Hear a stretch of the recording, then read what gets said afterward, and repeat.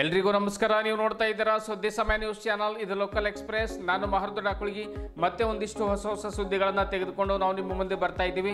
ಈ ದಿನದ ಪ್ರಮುಖ ಹೆಡ್ಲೈನ್ಸ್ಗಳನ್ನು ನೋಡ್ಕೊಂಬರೋಣ. ನಗರದ ಪ್ರಜಾಪಿತ ಈಶ್ವರೀಯ ವಿಶ್ವವಿದ್ಯಾಲಯದಲ್ಲಿ ಜರುಗಿದ ರಕ್ತದಾನ ಶಿಬಿರ. ದಿವಂಗತ ಪ್ರಕಾಶ್ ಮಣಿ ಅವರ ಸ್ಮರಣಾರ್ಥವಾಗಿ 125 ಜನರಿಂದ ಉಚಿತ ರಕ್ತದಾನ. ರಾಷ್ಟ್ರದಾದ್ಯಂತ ಬ್ರಹ್ಮಕುಮಾರಿ ವತಿಯಿಂದ 1 ಲಕ್ಷ ಯೂನಿಟ್ ರಕ್ತವನ್ನು ನೀಡುವ ಗುರಿ ಹೊಂದಿದ್ದೇವೆ. ಬಿಕೆ ಪ್ರತಿಮಾ ಬೆಹೆಂಜಿ. ಕರ್ನಾಟಕ ರಾಜ್ಯದ ಸರ್ಕಾರಿ ಪ್ರಥಮ ದರ್ಜೆ ಕಾಲೇಜುಗಳಲ್ಲಿ ಖಾಯಂ ಉಪನ್ಯಾಸಕರ ನೇಮಕ ಮಾಡುವಂತೆ ಪ್ರತಿಭಟನೆ. ಅಖಿಲ ಭಾರತೀಯ ವಿದ್ಯಾರ್ಥಿ ಪರಿಷತ್ ಬೀದರ್ ಜಿಲ್ಲಾ ಘಟಕದ ವತಿಯಿಂದ ನಡೆದ ಹೋರಾಟ. ಜಿಲ್ಲಾಧಿಕಾರಿಗಳ ಮುಖಾಂತರ ಮುಖ್ಯಮಂತ್ರಿಗಳಿಗೆ ಮನವಿ ಪತ್ರ ಸಲ್ಲಿಕೆ. ಬೀದರ್ ಪೊಲೀಸರ ಭರ್ಜರಿ ಕಾರ್ಯಾಚರಣೆ. 15.5 ಲಕ್ಷ ಮೌಲ್ಯದ ಸ್ವತ್ತು ವಶ. ಬೀದರ್ ಜಿಲ್ಲೆಯ 4 ಪೊಲೀಸ್ ಠಾಣೆಗಳಲ್ಲಿ ದಾಖಲಾಗಿದ್ದ 5 ಪ್ರಕರಣಗಳನ್ನು ಭೇದಿಸಿದ ಪೊಲೀಸರು. ಮಾಂಗರವಾಡಿ ಗಲ್ಲಿಯಲ್ಲಿ ಮಾದಕ ದ್ರವ್ಯಗಳಿಗೆ ವಶಪಡಿಸಿಕೊಂಡ ಇಲಾಖೆ. ಇಂದಿನ ಒಂದಿಷ್ಟು ವಾರ್ತೆಗಳ ವಿವರಗಳನ್ನು ನೋಡ್ಕೊಂಬೋಣ. ಜೆಪಿ ನಗರದಲ್ಲಿರುವಂತಹ ಪ್ರಜಾಪಿತ ಬ್ರಹ್ಮಕುಮಾರಿ ಈಶ್ವರೀಯ ವಿಶ್ವವಿದ್ಯಾಲಯದ ವತಿಯಿಂದ ಇಂದು ಉಚಿತ ರಕ್ತದಾನ ಶಿಬಿರ ಆಯೋಜನೆ ಮಾಡಲಾಗಿತ್ತು. ಬೆಳಗ್ಗೆಯಿಂದಲೇ ಶಿಬಿರ ಆರಂಭ ಮಾಡಲಾಗಿತ್ತು. ಸರ್ಕಾರಿ ಆಸ್ಪತ್ರೆ ರಕ್ತ ನಿಧಿ ಕೇಂದ್ರದ ಸಿಬ್ಬಂದಿಗಳು ರಕ್ತದಾನ ಶಿಬಿರದಲ್ಲಿ ಪಾಲ್ಗೊಂಡು ರಕ್ತದಾನಿಗಳ ಹತ್ತಿರ ರಕ್ತ ಸಂಗ್ರಹವನ್ನು ಮಾಡಿದರು. ಈ ಕುರಿತು ಮಾತನಾಡಿರುವಂತಹ ಬ್ರಹ್ಮಕುಮಾರಿ ಕೇಂದ್ರದ ಪ್ರಧಾನ ಸಂಚಾಲಕಿ ಬಿಕೆ ಪ್ರತಿಮಾ ಬೆಹೆಂಜಿ ಅವರು, ರಾಷ್ಟ್ರದಾದ್ಯಂತ ಒಟ್ಟು 1 ಲಕ್ಷ ಯೂನಿಟ್ ರಕ್ತವನ್ನು ಸಂಗ್ರಹ ಮಾಡುವ ಗುರಿಯನ್ನು ವಿಶ್ವವಿದ್ಯಾಲಯ ವತಿಯಿಂದ ಹೊಂದಲಾಗಿದೆ. ಬೀದರ್ನಲ್ಲಿ ಇಂದು 125 ಜನರು ಉಚಿತವಾಗಿ ರಕ್ತದಾನವನ್ನು ಮಾಡಿದ್ದಾರೆ. ಈ ಶಿಬಿರವನ್ನು ದಿವಂಗತ ಪ್ರಕಾಶ್ ಮಣಿ ಅವರ ಸ್ಮರಣಾರ್ಥವಾಗಿ ಆಯೋಜನೆ ಮಾಡಲಾಗಿದೆ ಎಂದು ಅವರು ತಿಳಿಸಿದರು. ಹೆಚ್ಚು ಜನರು ರಕ್ತದಾನವನ್ನು ಮಾಡಲಿಕ್ಕೆ ಮುಂದೆ ಬರಬೇಕು. ಯಾಕೆಂದರೆ ಪ್ರತಿ ವರ್ಷ ರಕ್ತಹೀನತೆಯಿಂದ ಸುಮಾರು 12,000ಕ್ಕೂ ಹೆಚ್ಚು ಜನರು ಮೃತಪಡ್ತಾ ಇದ್ದಾರೆ. ಈ ಕಾರಣಕ್ಕಾಗಿ ರಕ್ತದಾನ ಶಿಬಿರವನ್ನು ಒಂದು ಬ್ರಹ್ಮಕುಮಾರಿ ವಿಶ್ವವಿದ್ಯಾಲಯದ ವತಿಯಿಂದ ಆಯೋಜನೆ ಮಾಡಲಾಗಿದೆ ಎನ್ನುವಂಥ ಮಾತನ್ನು ಕೂಡ ಹೇಳಿದರು. ಕಾರ್ಯಕ್ರಮಕ್ಕೆ ಮುಖ್ಯ ಅತಿಥಿಗಳಾಗಿ ಆಗಮಿಸಿದ ಬೀದರ್ ವಿಶ್ವವಿದ್ಯಾಲಯದ ಕುಲಪತಿಗಳಾದ ಪ್ರೊಫೆಸರ್ BS ಬಿರಾದರ್ ಅವರು ಮಾತನಾಡಿ, ಬ್ರಹ್ಮಕುಮಾರಿ ಈಶ್ವರೀಯ ವಿಶ್ವವಿದ್ಯಾಲಯದ ವತಿಯಿಂದ ರಕ್ತದಾನ ಶಿಬಿರ ಹಮ್ಮಿಕೊಂಡಿದ್ದು ಇದೊಂದು ಮಾನವೀಯ ಕಾರ್ಯವಾಗಿದೆ. ಹೆಚ್ಚು ಜನರು ರಕ್ತದಾನ ಮಾಡಲಿಕ್ಕೆ ಮುಂದೆ ಬರಬೇಕು ಅನ್ನುವಂಥ ಮಾತನ್ನು ಹೇಳಿದರು. ಸರ್ಕಾರಿ ಪ್ರಥಮ ದರ್ಜೆ ಮಹಿಳಾ ಕಾಲೇಜಿನ ಪ್ರಾಧ್ಯಾಪಕರಾದ ಡಾಕ್ಟರ್ ವಿದ್ಯಾ ಪಾಟೀಲ್ ಅವರು ಮಾತನಾಡಿ, ಬ್ರಹ್ಮಕುಮಾರಿ ಕೇಂದ್ರದ ಕಾರ್ಯ ಸ್ಮರಣೀಯವಾಗಿದೆ ಎಂದು ಶ್ಲಾಘಿಸಿದರು. ಇದೇ ವೇಳೆ 31ನೇ ಬಾರಿ ಡಾಕ್ಟರ್ ರಘು ಕೃಷ್ಣಮೂರ್ತಿ ಅವರು ರಕ್ತದಾನ ಮಾಡಿ ಮಾನವೀಯತೆಯನ್ನು ಮೆರೆದಿದ್ದಾರೆ. ಜೊತೆಗೆ ಹಿರಿಯ ಪತ್ರಕರ್ತರಾದ ಶಿವಕುಮಾರ್ ಸ್ವಾಮಿ ಅವರು ಕೂಡ ರಕ್ತದಾನವನ್ನು ಮಾಡಿದರು. ಇದೇ ವೇಳೆ ಹಿರಿಯ ಪತ್ರಕರ್ತ ಶಿವಶರಣಪ್ಪ ವಾಲಿ, ಇಂಜಿನಿಯರ್ ಹೌಶೆಟ್ಟಿ ಪಾಟೀಲ್ ಸೇರಿದಂತೆ ಇನ್ನಿತರರು ಉಪಸ್ಥಿತರಿದ್ದರು. अगस्त विश्व बंधुत्व दिवस के निमित्त डॉक्टर दादी प्रकाश मणि जी के पुण्य स्मृति दिवस के निमित्त रक्तदान महाअभियान का आयोजन किया गया है. 125 लोगों ने ऑनलाइन रजिस्ट्रेशन किया है. बाकी भी सारे दिन बहुत सारे भाई बहन हमारे बीदर के नागरिक आके ये रखते भाई बहनें रक्त न मिलने के कारण मृत्यु को पाते हैं.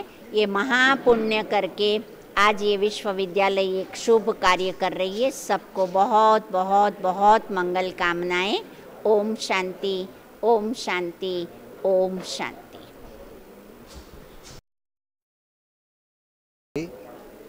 ಎಲ್ಲರಿಗೂ ನಮಸ್ಕಾರ. ಇವತ್ತು ಬ್ರಹ್ಮಕುಮಾರಿ ವಿಶ್ವವಿದ್ಯಾಲಯದಲ್ಲಿ ಬೀದರ್ನ ಶಾಖೆಯಲ್ಲಿ ಒಂದು ರಕ್ತದಾನ ಶಿಬಿರವನ್ನು ಇವತ್ತು ಅವರು ಹಮ್ಮಿಕೊಂಡಿದ್ದಾರೆ.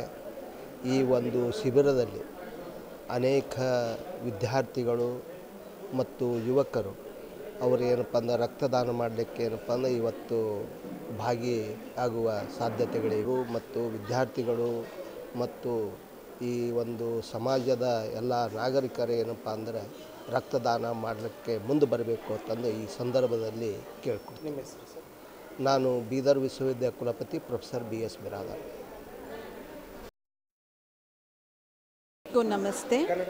ಕನ್ನಡದಾಗೆ ಒಳ್ಳೆ ಎಲ್ಲರಿಗೆ ನಮಸ್ಕಾರ.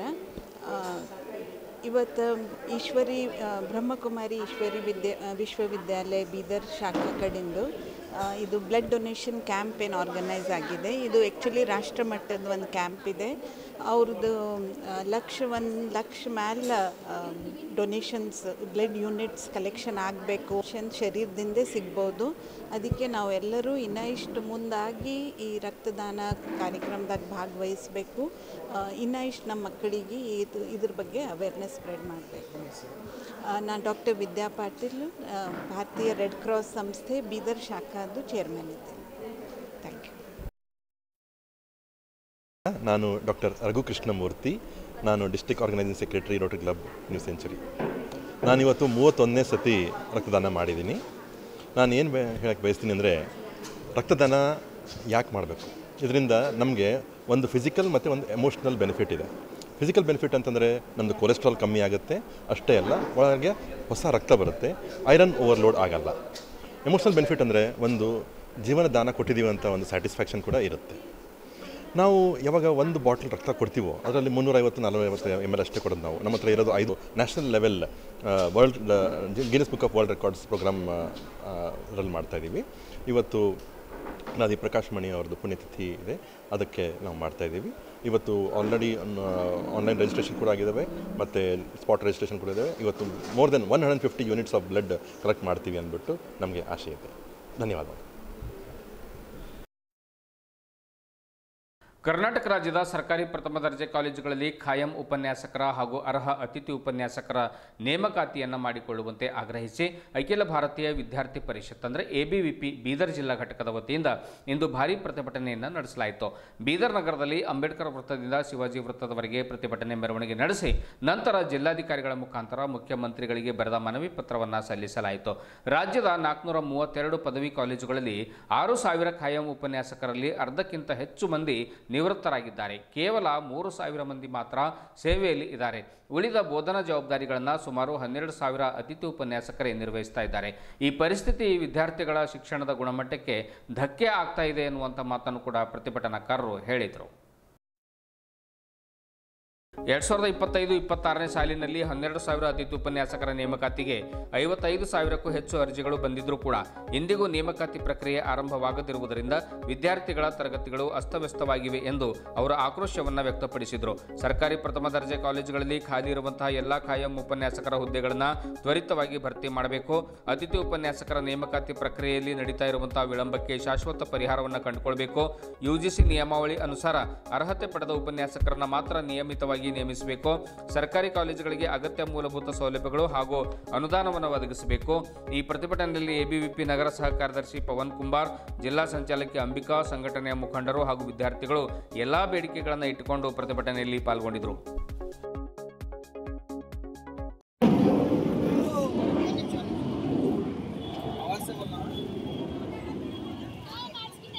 ಇಂದು ಅಖಿಲ ಭಾರತೀಯ ವಿದ್ಯಾರ್ಥಿ ಪರಿಷತ್ ವತಿಯಿಂದ ರಾಜ್ಯ ಸರ್ಕಾರಕ್ಕೆ ತೀವ್ರ ಪ್ರತಿಭಟನೆಯನ್ನು ಮಾಡಲಾಯಿತು. ಕಾರಣ, ಇವತ್ತು ರಾಜ್ಯದ ಸರ್ಕಾರಿ ಪ್ರಥಮ ದರ್ಜೆ ಕಾಲೇಜುಗಳಲ್ಲಿ ಅತಿಥಿ ಉಪನ್ಯಾಸಕರ ಕೊರತೆ ಇದ್ದು ಪ್ರತಿ ವರ್ಷ ವಿದ್ಯಾರ್ಥಿ ಪರಿಷತ್ ಹೋರಾಟ ಮಾಡ್ತಾ ಇದೆ. ಎಲ್ಲ ಕಾಲೇಜ್ ಕ್ಯಾಂಪಸ್ಗಳಲ್ಲಿ ಸರಿಯಾಗಿ ಅತಿಥಿ ಉಪನ್ಯಾಸಕರನ್ನು ಕೊಡಬೇಕು, ವಿದ್ಯಾರ್ಥಿಗಳಿಗೆ ಸರಿಯಾದ ಸಮಯಕ್ಕೆ ತರಗತಿಗಳನ್ನು ನಡೆಸ್ತಕ್ಕಂಥ ಸೌಲಭ್ಯವಾಗುತ್ತೆ ಅಂತಕ್ಕಂಥ ವಿಚಾರವನ್ನು ಇಟ್ಕೊಂಡು ವಿದ್ಯಾರ್ಥಿ ಪರಿಷತ್ ರಾಜ್ಯದಂತ ಹೋರಾಟ ಮಾಡ್ತಾ ಇದೆ. ವಿದ್ಯಾರ್ಥಿ ಪರಿಷತ್ನ ಆಗ್ರಹ ಇಷ್ಟೇ, ರಾಜ್ಯದ ಸರ್ಕಾರಿ ಕಾಲೇಜುಗಳಲ್ಲಿ ಇವತ್ತು ಸರಿಯಾದ ಸಮಯಕ್ಕೆ ಅತಿಥಿ ಉಪನ್ಯಾಸಕರನ್ನು ಕೊಡ್ತಾ ಇಲ್ಲ ಹಾಗೂ ಯಾವುದೇ ರೀತಿಯಾದಂಥ ಸೌಲಭ್ಯಗಳನ್ನು ಕೊಡ್ತಾ ಇಲ್ಲ. ಸರ್ಕಾರಿ ಕಾಲೇಜುಗಳಂತಂದರೆ ಇವತ್ತು ಅನುದಾನವನ್ನು ಬಿಡುಗಡೆ ಮಾಡ್ತಾ ಇಲ್ಲ.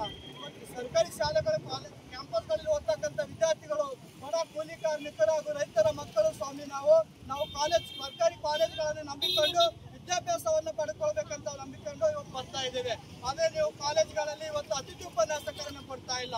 ನಾವು ಕಾಲೇಜುಗಳಲ್ಲಿ ತಿಂಗಳು ಕಳೆದರೂ ಕೂಡ ತರಗತಿಗಳನ್ನು ಸರಿಯಾಗಿ ನಡೀತಾ ಇಲ್ಲ. ಇದಕ್ಕೆಲ್ಲ ಯಾರು ಹೊಣೆ ಅಂತಕ್ಕಂಥ ಪ್ರಶ್ನೆಯನ್ನು ಇವತ್ತು ವಿದ್ಯಾರ್ಥಿ ಸಮುದಾಯದಿಂದ ಮಾಡ್ತಾ ಇದ್ದೇವೆ. ಇವತ್ತು ರಾಜ್ಯದ ಸರ್ಕಾರದ ಮುಖ್ಯಮಂತ್ರಿಗಳೇ ತಮಗೆ ಒಂದು ಎಚ್ಚರಿಕೆಯನ್ನು ಕೊಡ್ತೇವೆ. ನಮ್ಮ ರಾಜ್ಯದ ಸರ್ಕಾರಿ ಕಾಲೇಜುಗಳಲ್ಲಿ ನೀವು ಅತಿಥಿ ಉಪನ್ಯಾಸಕರನ್ನು ಕೊಡದೇ ಇದ್ದಾರೆ, ಸರ್ಕಾರಿ ಕಾಲೇಜ್ ಕ್ಯಾಂಪಸ್ಗಳಲ್ಲಿ ನೀವು ಸರಿಯಾದಂಥ ಸೌಲಭ್ಯವನ್ನು ನೀಡದೇ ಇದ್ದಾರೆ, ಮುಂದಿನ ದಿನಗಳಲ್ಲಿ ಉಗ್ರವಾದ ಹೋರಾಟವನ್ನು ಮಾಡಬೇಕಂತ ಪರಿಸ್ಥಿತಿ ಬರುತ್ತೆ ಅಂತಕ್ಕಂಥ ಮಾತನ್ನು ಈ ಸಂದರ್ಭದಲ್ಲಿ ಹೇಳ್ತೇವೆ.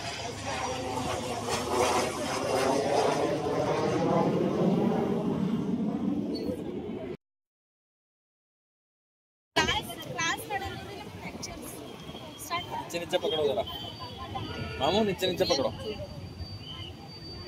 ಲೆಕ್ಚರ್ಸ್ ಕಡೆ ಪ್ರಾಬ್ಲಮ್ ಆಗತ್ತಿಲ್ಲ. ಸಿಲೆಬಸ್ ನಮ್ಮ ಕ್ಲಾಸ್ ಚಲೋ ಆಗತ್ತಿಲ್ಲ. ಮ್ಯಾಥ್ಸ್ ಕ್ಲಾಸ್ ಫಸ್ಟ್ ಇಂದು ಆಗತ್ತಿಲ್ಲ. ಹಿಂದಿ ಸೊ ನಮ್ಗೆ ಲೆಕ್ಚರ್ಸ್ ಬೇಕಾಗಿತ್ತು.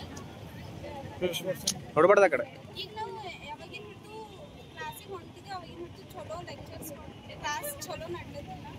ಅದ್ರ ಕಡೆಯಿಂದ ಲೆಕ್ಚರ್ಸ್ ಇದು ಮಾಡಬೇಕು. ಇದು ನಾವು ಇದು ದೊಡ್ಡ ಮಟ್ಟಕ್ಕೆ ಹೋರಾಟ ಮಾಡಿದ್ವಿ.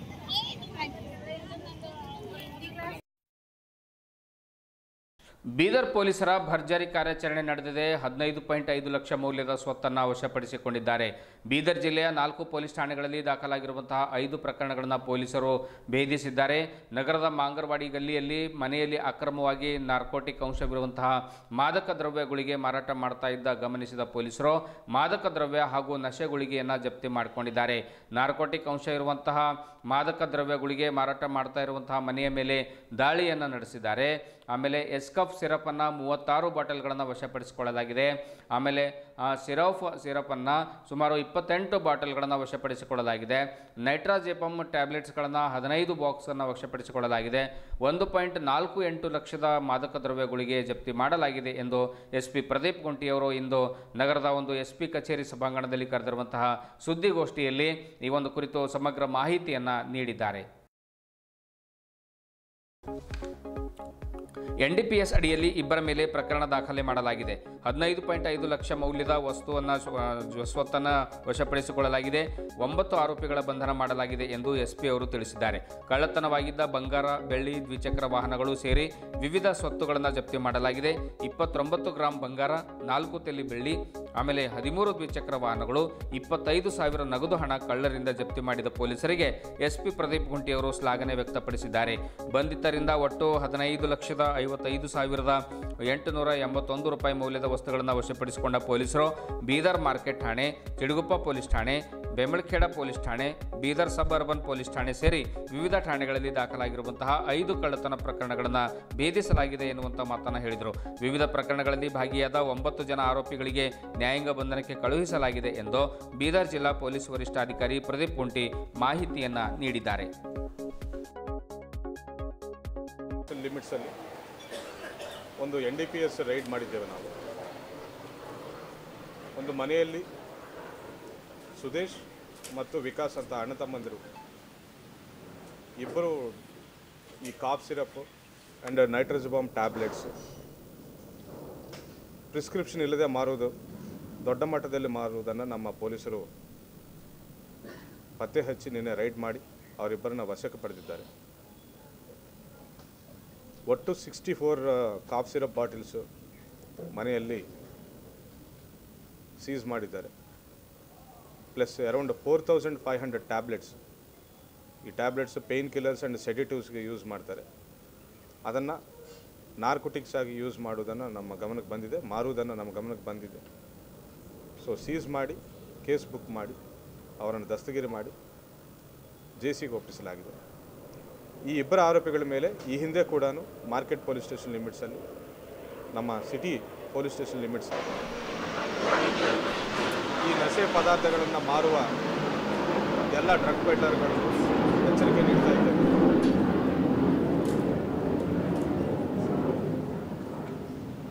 ಇಂಜಿನಿಯರಿಂಗ್ ಹೋಗೋ ಹುಡುಗರನ್ನು, PUC ಹುಡುಗರನ್ನು, ಸ್ಕೂಲ್ ಹುಡುಗರನ್ನು ಗುರಿಯಾಗಿಸ್ಕೊಂಡು ಈ ನಾರ್ಕೋಟಿಕ್ಸ್ ಪದಾರ್ಥಗಳನ್ನ ಅವರಿಗೆ ರೂಢಿ ಮಾಡಿಸಿ ಅವರ ಕೆರಿಯರ್ನ ಹಾಳು ಮಾಡ್ತಿರುವ ಈ ಡ್ರಗ್ ಪೆಡ್ಲರ್ಗೆ ಎಲ್ಲರಿಗೂ ಕೂಡ ನಾವು ಎಚ್ಚರಿಕೆ ನೀಡ್ತಾ ಇದ್ದೇವೆ. ಅವರೆಲ್ಲರೂ ಕೂಡ ನಾವು ಬೀದರಿಂದ ಗಡಿಪಾರ ಮಾಡಿ ಗೂಂಡಾ ಕಾಯ್ದೆಯನ್ನು ಅವರ ಮೇಲೆ ಹಾಕಲಾಗುವುದಂತ ಎಚ್ಚರಿಕೆ ನೀಡ್ತಾ ಇದ್ದೇವೆ.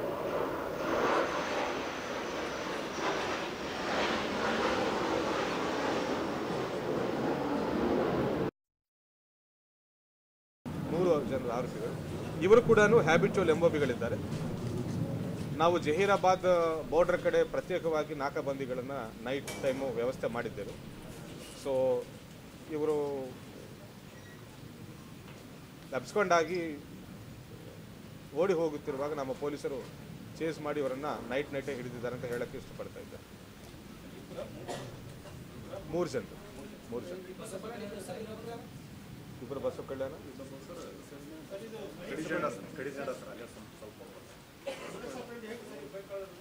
ಇವರು ಕಟಿಂಗ್ ಪ್ಲೇಯರ್ಸ್ ತೊಗೊಂಡು ಫಸ್ಟ್ ವೈರನ್ನು ಕಟ್ ಮಾಡ್ತಾರೆ, ಇಂಜಿನ್ ವೈರನ್ನು. ತದನಂತರ ಶಾರ್ಟ್ ಮಾಡಿಬಿಟ್ಟು ಅದನ್ನು ಬೈಕ್ನ ಸ್ಟಾರ್ಟ್ ಮಾಡಿಬಿಡ್ತಾರೆ.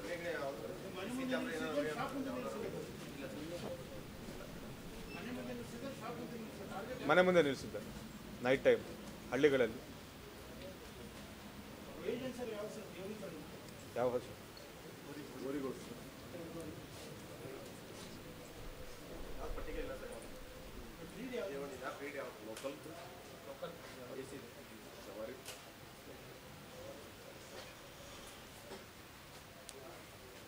ಅದೇ ರೀತಿ ಬೀದರ್ ಸಬರ್ಬನ್ ಪೊಲೀಸ್ ಸ್ಟೇಷನಲ್ಲಿ 2 ಕಳ್ಳತನ ಕೇಸುಗಳಲ್ಲಿ ನಾವು ಒಟ್ಟು 10 ಗ್ರಾಮ ಬಂಗಾರದ ಮಂಗಳಸೂತ್ರ, 5 ಗ್ರಾಮ್ ಬಂಗಾರದ ಕಿವಿಯಲ್ಲಿ ಹೂ ಹಾಗೂ ಸರಪಳಿ, 4 ಗ್ರಾಮ್ ತೂಕದ ಬಂಗಾರದ ಒಟ್ಟಿನಲ್ಲಿ 97,000 ವರ್ತ್ ಗೋಲ್ಡನ್ನು ನಾವು ರಿಕವರಿ ಮಾಡಿ 3 ಆರೋಪಿಗಳನ್ನು ನಾವು ಹಿಡಿದಿದ್ದೇವೆ. ಟೋಟಲ್ ಪ್ರಾಪರ್ಟಿಯನ್ನು ನಾವು ಇವತ್ತು ಡಿಸ್ಪ್ಲೇಗೆ ಇಟ್ಟಿದ್ದೇವೆ. ಕಾನೂನು ಪ್ರಕಾರ ಕೋರ್ಟ್ ಮುಖಾಂತರ ಕಳ್ಕೊಂಡಿದ್ದವರಿಗೆ ಅವರವರ ಸ್ವತ್ತನ್ನು ನಾವು ಒಪ್ಪಿಸಲಾಗುವುದು ಅಂತ ಹೇಳಕ್ಕೆ ಇಷ್ಟಪಡ್ತೇವೆ.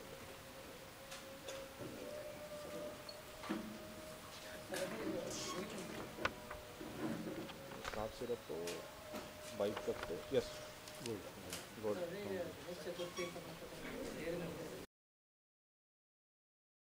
ಇದುವರೆಗೂ ಸುದ್ದಿ ಕೊಟ್ಟಿರುವ ನಾನು ಮಹರ್ದು ಡಾಕುಳಗಿ. ಮತ್ತೆ ಮುಂದಿನ ವಾರ್ತೆಗಳೊಂದಿಗೆ ಭೇಟಿಯಾಗೋಣ. ವಂದನೆಗಳು.